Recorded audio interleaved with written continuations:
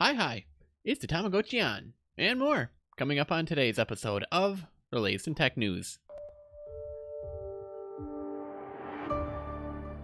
Hey Gadgeteer, you're just in time for the latest episode of the world's only 3-in-1 show on tech, gadgets, and gaming news. That's right, this is the latest in tech news. My name is Taylor American. If you're new here, click that subscribe button so that you don't miss out on the latest episode, and hold off on that like button until you get to a section of the show that you actually like. Speaking of, the feature story that we have for today is a new Tamagotchi called the Tamagotchi On. And we'll be looking at that and seeing if it is finally a return to the roots that I don't know, player base, I guess we'll call them that, actually want, and if it'll do well. We'll also be taking a look at which programming language will earn you the most, Java, PHP, or .NET. We'll also be taking a look at Discord crossing the 250 million user mark, celebrating its 4-year anniversary. And in gadget news, we'll be looking at the 4K versus 8K trade-off. Is it worth upgrading, or should you just stay where you're at right now? We'll also be looking at Lenovo showing off the world's first foldable PC. And we'll also be taking a look at Hermes announcing a plan to build the fastest aircraft in the world, which will definitely be impressive. And in gaming news, we'll be taking a look at the monster hunting game Dauntless coming to consoles and the Epic Store next week. But first, did you know that compared to today, the battery of the Nokia 3310 is quite literally awe-inspiring? Current phone batteries barely last a day without needing a full overnight charge. The 3310 was capable of 55 hours of talk time. That's more than 2 solid days, and a 245-hour standby time, an astounding 10 days. And if you're like, what's this Nokia 3310? Well, go Google it. You got time. You can pause the episode and come back. Yeah, looks like a really basic smartphone. But it was a really basic phone, mobile phone in general. Had very limited selection of games. As a matter of fact, I think it might have been one of my first phones that I ever used when I was on the track phone network. And it's a quite impressive one. Also, did you know that the average smartphone to date takes around 20 seconds to boot up from off to ready for action? Well, the Nokia 3310 took a mind-blowing 8 seconds before you could crack open the messenger or the built-in currency converter. So just to show you how technology has quite changed for, to some extent, the laziness of phone developers and trying to milk the consumers out of money. Well, it'll come back to bite them in the butt, but that we already know.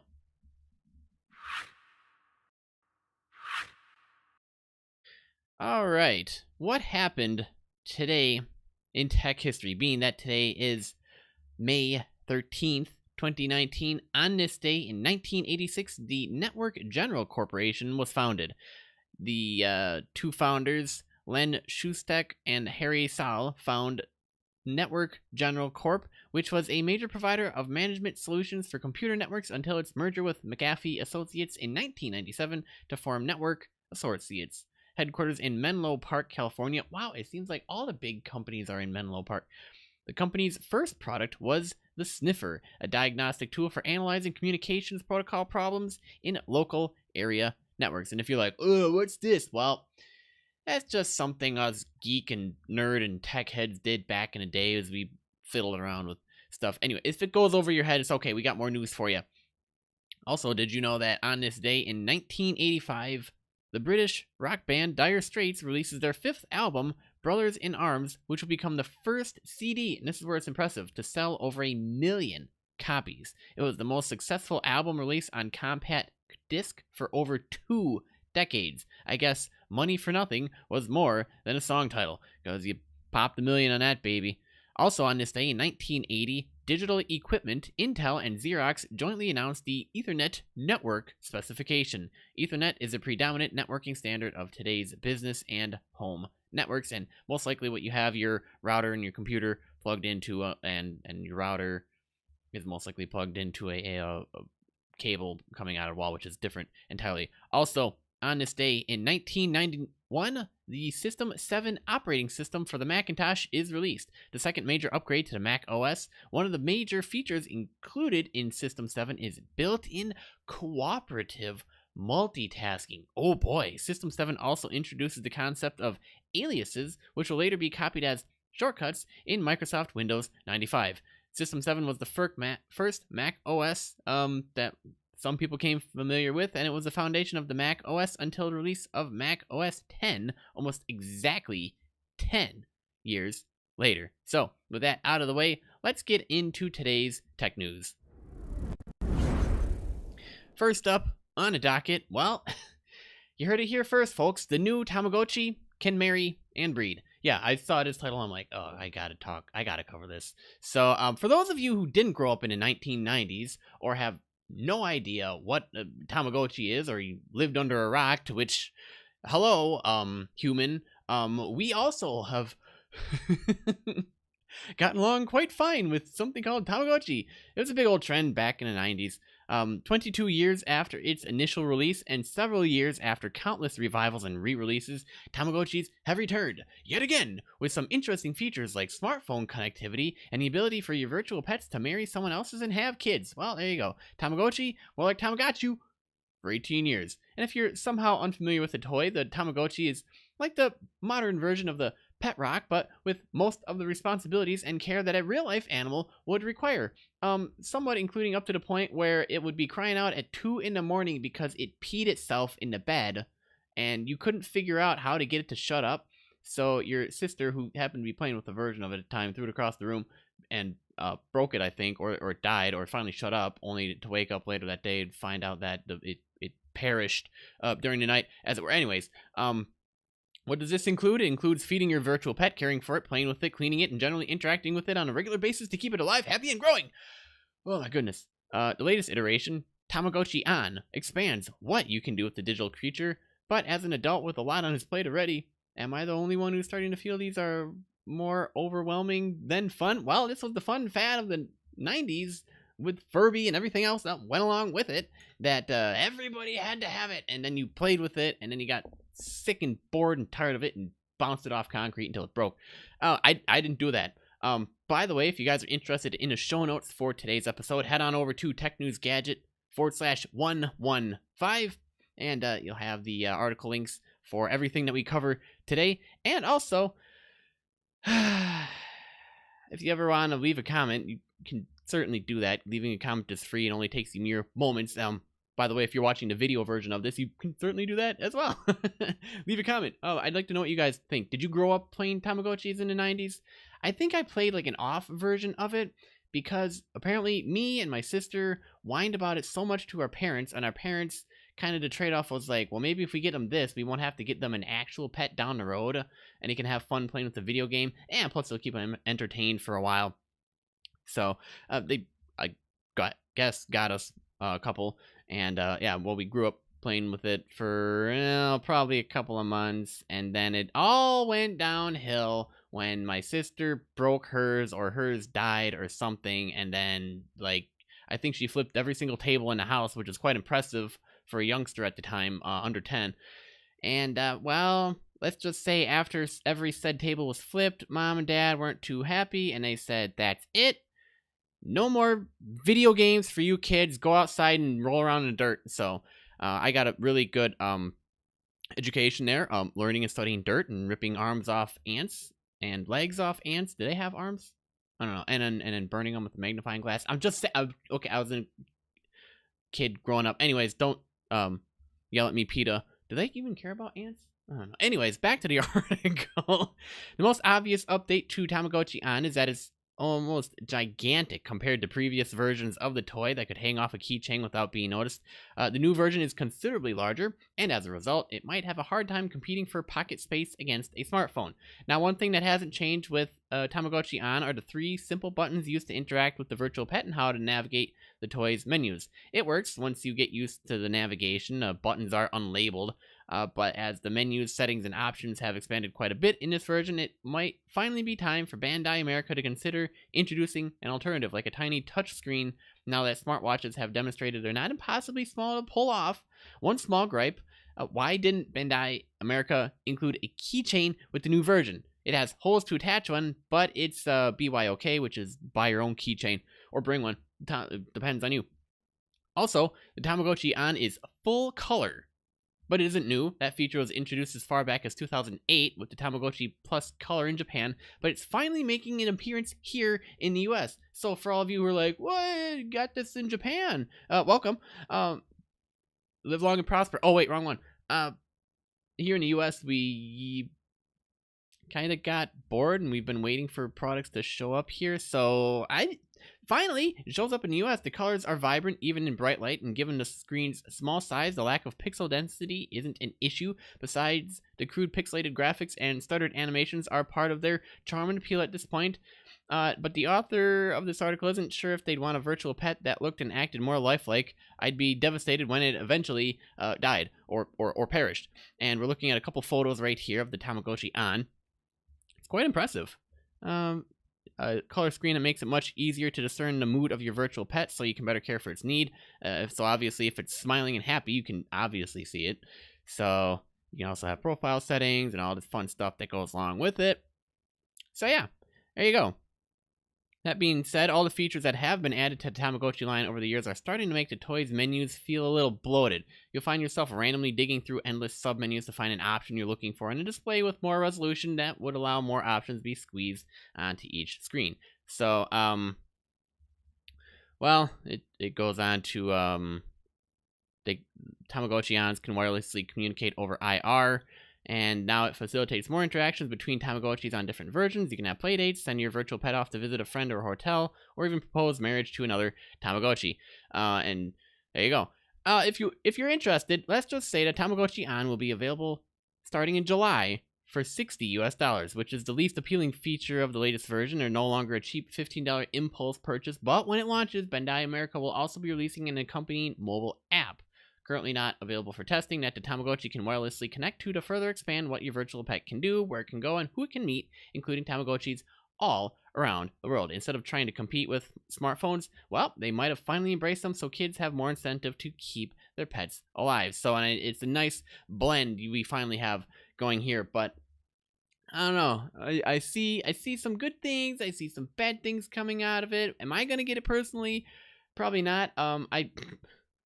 I'm married. I have a family and a kid to take care of, a full-time job and a show to do and everything else along with that. But if you want to go ahead and take a look at it, go ahead and do that and let us know. We'd love to be able to cover your thoughts on your review of it. So, yeah, there you go. Or just let me know what your thoughts are in general. Is this something that you would buy or not buy? I don't know. Let me know down in the comment section down below. Moving on to some more tech news. Java, PHP, or .Net. Which programming languages will earn you the most? Now, I'm not sure how many of you are listening who are actually in the tech field or working on programming or coding languages or behind the scenes with startups or security, things of that nature. But, well, pay for some key tech roles is outpacing others, but one big job has surprisingly seen a salary decline. Now, this is also, I feel, relevant for those of you who have either just graduated high school and are going into college looking for the tech job that you want, or for those of you graduating out of college. Hopefully you didn't shoot yourself in the foot and got a degree that's not going to be helpful for the salary that you want. So let's dig in. Salaries for in-demand programming skills, including Java and PHP, are rising rapidly. Advertised tech salaries have grown for the third year in a row, up 1.7% in 2018, with pay for specialized tech roles increasing significantly as demand for .NET, PHP, and Java developers continues to expand.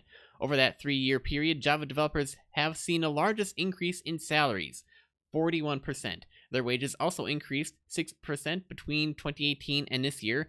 The average Java developer earns £63,700, though that can rise to £70,000 according to data from recruitment company Reed. I guess this is from across the pond, so we'll just have to do our conversions later. I'm not doing them. You go do them.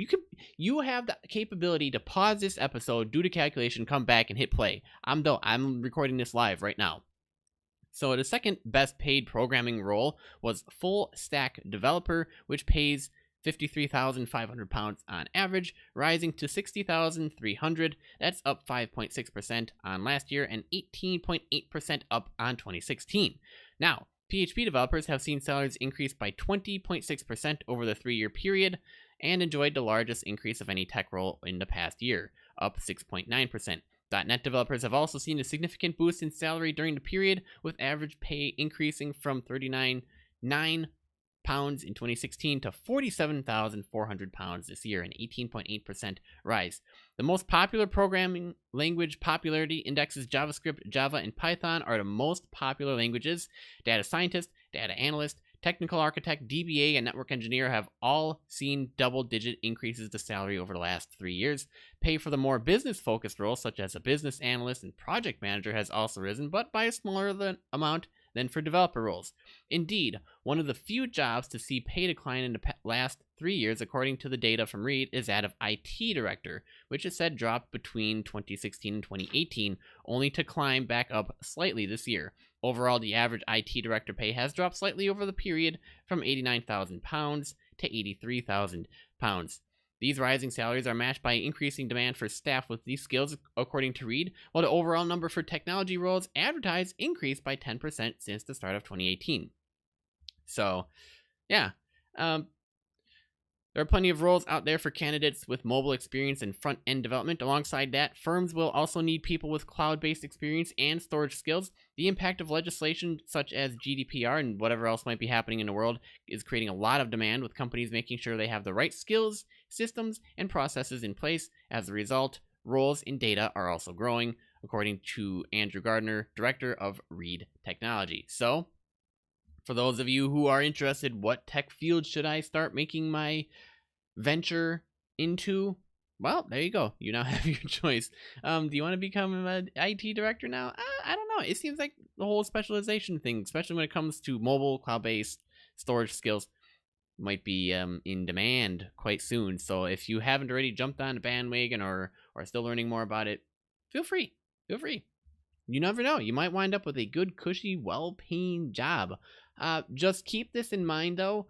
With that always comes the risk of retiring bald, because I guarantee you, if this job is like any other job, when it comes to programming and language work and complex mathematical algorithms that go along with it, if you're like me, I start pulling my head out when I keep running into problems, especially when you have to script on YAML.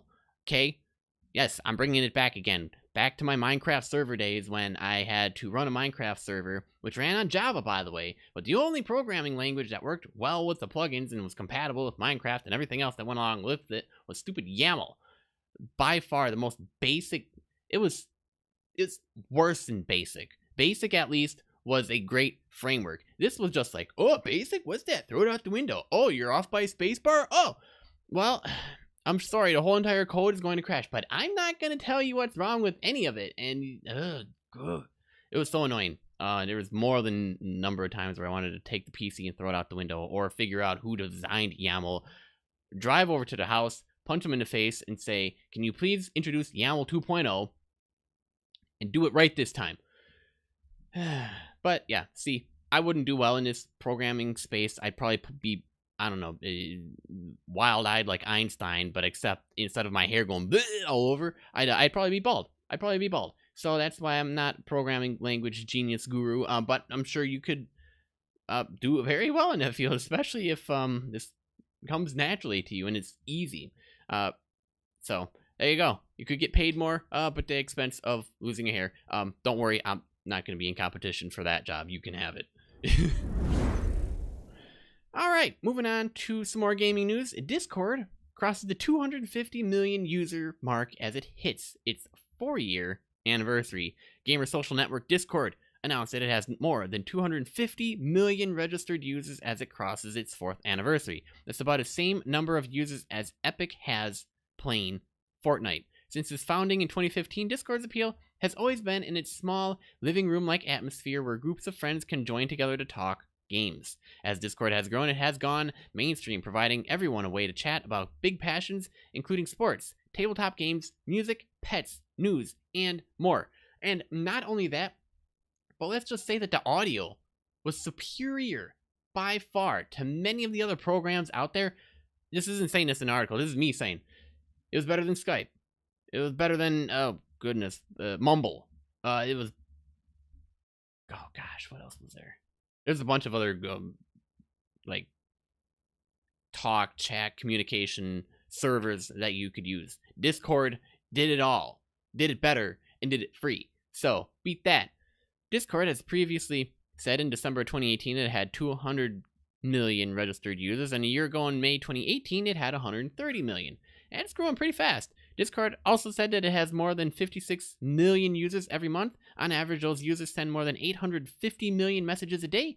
25 billion messages are sent per month across Discord's web and mobile platform. That's the equivalent of everyone in the world sending a message at least 4 times. The top 7 most popular verified servers include Fortnite, Spellbreak, PUBG Mobile, Clash Royale, Minecraft, Zombs Royale, and Rainbow Six. Discord now has over 165 employees, up over 50% from a year ago, and seen as how they made their move into providing a gaming platform where you can buy games, like a game store, like the Epic Game Store, and its own exclusive games that go along with it, and a bunch of other cool features that Discord is always coming out with, seen as how it's a great community oriented server, and the staff is always very community friendly and always helpful there to help answer questions.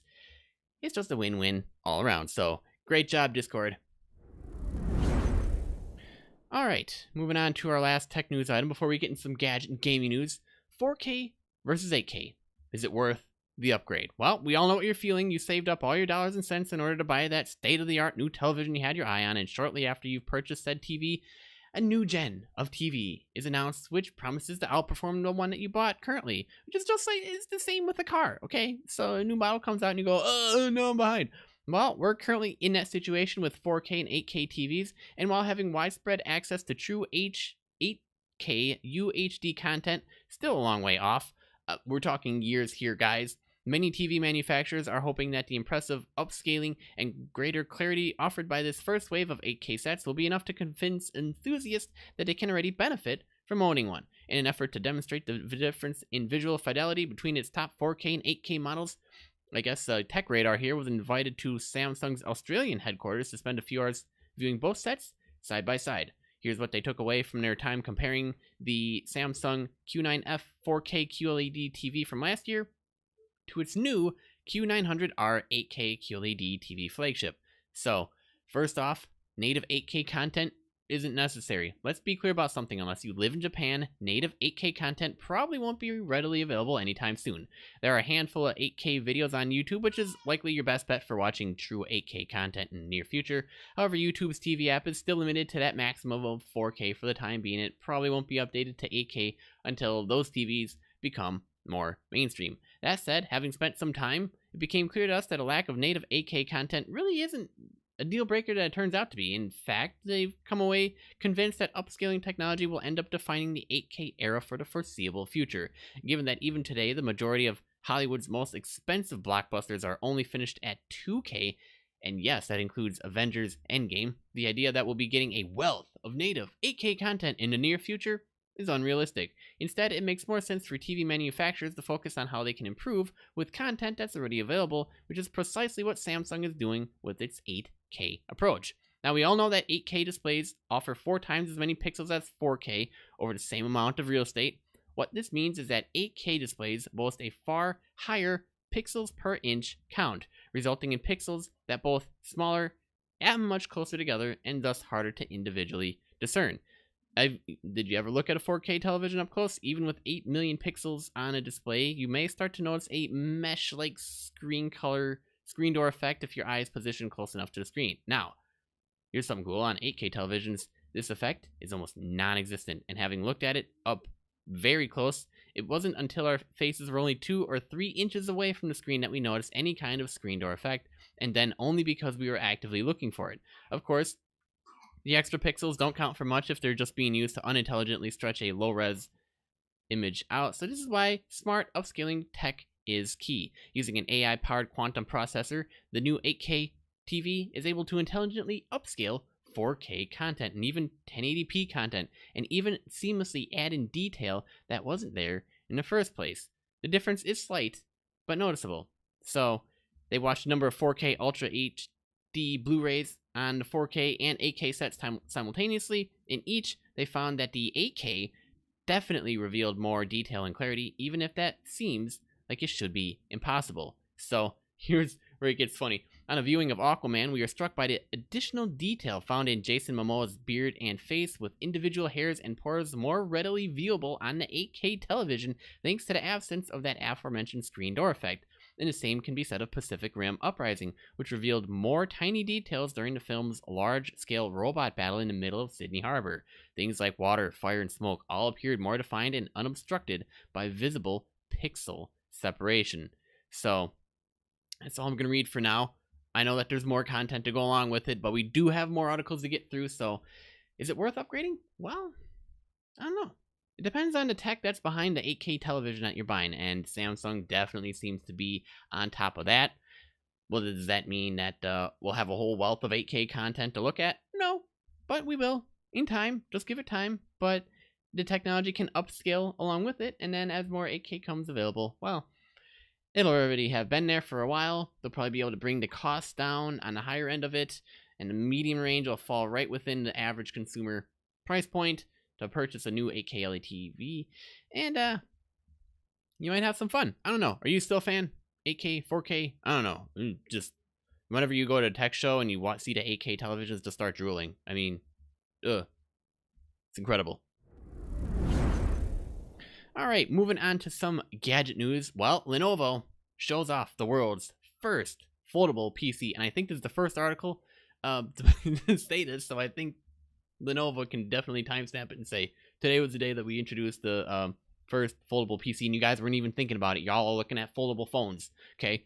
Foldable phones are already being pitched as the next big wave of tech, and whether or not that turns out to be true, the industry has no plans to stop there. Lenovo has just announced what it says is the world's first foldable PC, a prototype ThinkPad that iterates the foldable tech we've already seen from phones on a much bigger scale.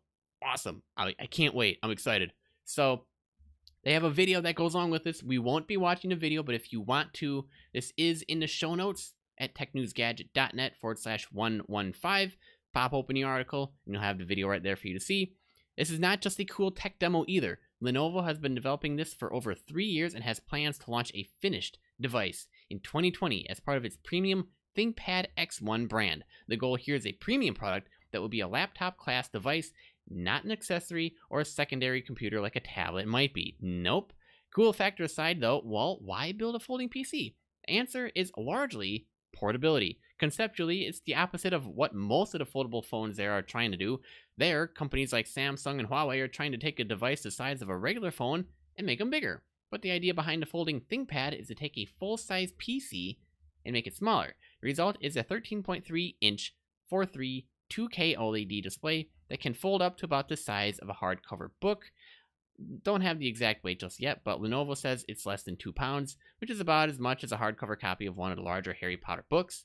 That's already enough to put it on the lighter side of the portable computer spectrum, but the size savings are really when you fold it in half, making it dramatically smaller than a regular laptop. And they actually have a foldable ThinkPad compared to the regular 13-inch laptop, right? Look at that.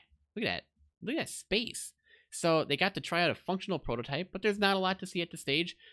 The screen does unfold and fold as advertised, and Windows worked well enough as a touch interface, but the real magic here, if it happens at all, will come from software and optimizing things to run on the unique form factors that a folding screen can provide. So they will say that they really like the size of it more than they expected. Folded up is far smaller than even a regular sized 13-inch laptop, and while it's not something exactly you'd fit into your jacket pocket, even a large one, it's comparatively compact. The folded mode was also really nice to put in your hand like a giant glowing book. Fingers crossed that Lenovo or someone puts proper e-reader software for the futuristic 2-page digital book of my dreams, at least for the author. The hardware is also clearly unfinished at this stage. The folding mechanism didn't really feel particularly sturdy, and the screen had remarkably poor viewing angles, shifting colors wildly when looked at from different or slight angles, particularly problematic for folding screens. Hopefully, all that will be sorted out on more finished hardware, so there's some more photos that goes along with it. Oh yeah. the foldable laptop. It's here, boys. Moving on to some more gadget news, except, well, can't really classify this as a gadget. Hermeus announces plans to build the fastest aircraft in the world. And, quote, they want to do engineering, not science. The new aerospace company that has entered the race to provide supersonic commercial air travel was announced. On Monday, the US-based company named Hermeus announced plans to develop an aircraft that will travel at speeds of up to Mach 5. That means such an aircraft would cut travel time from New York to Paris from more than 7 hours to 1.5. Pretty impressive. Hermeus has said it has raised an initial round of funding led by Costly Ventures, but it declined to specify the amount. This funding will allow Hermeus to develop a propulsion demonstrator and other initial tech needed to make its supersonic craft a reality. The announcement follows 3 years after another company, Boom Supersonic, declared its own intentions to develop faster-than-sound aircraft.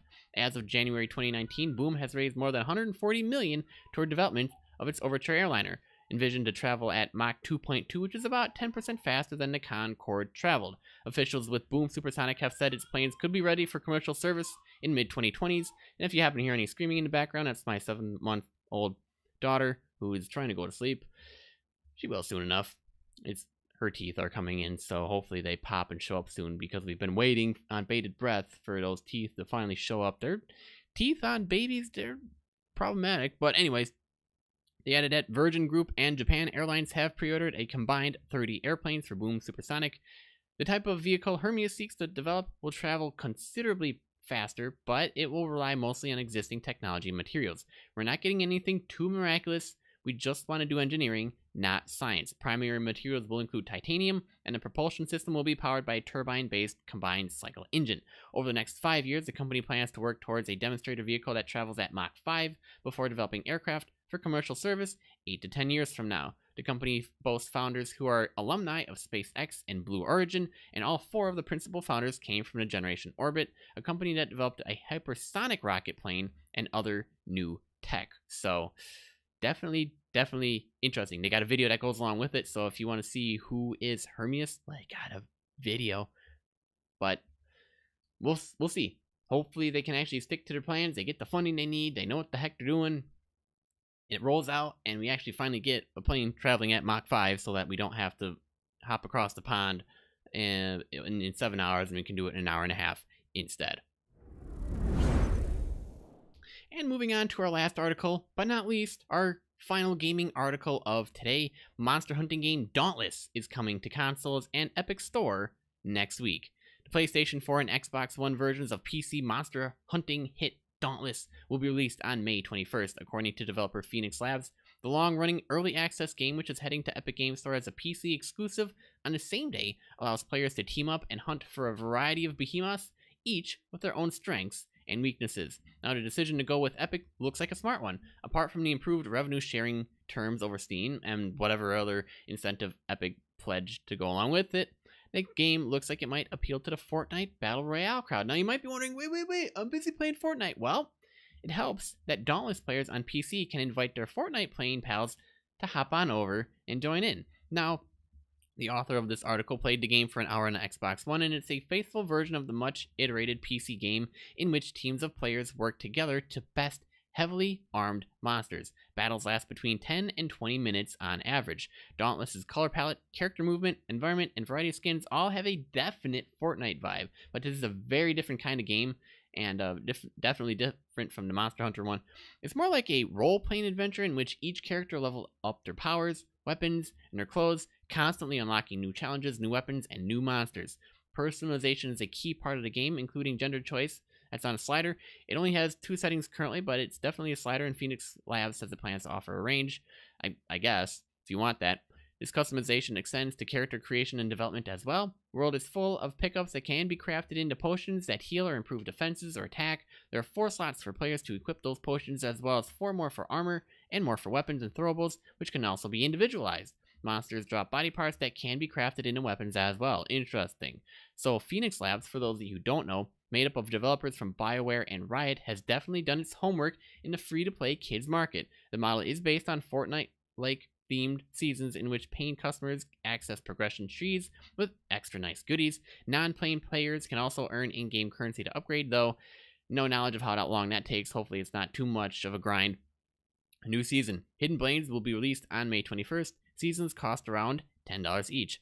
Dauntless is designed to be a cross-play game, although final details are still being ironed out. Anyone who has been playing on PC via the company's own launcher can bring their saves over to Epic and to consoles. Plans are also afoot to bring the game to Nintendo Switch and mobile, although no release dates are set on that. So, yeah, there you go.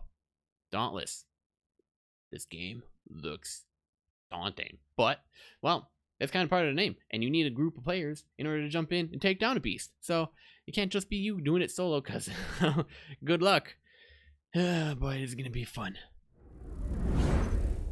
And with that said, that wraps up this episode of the latest in tech news.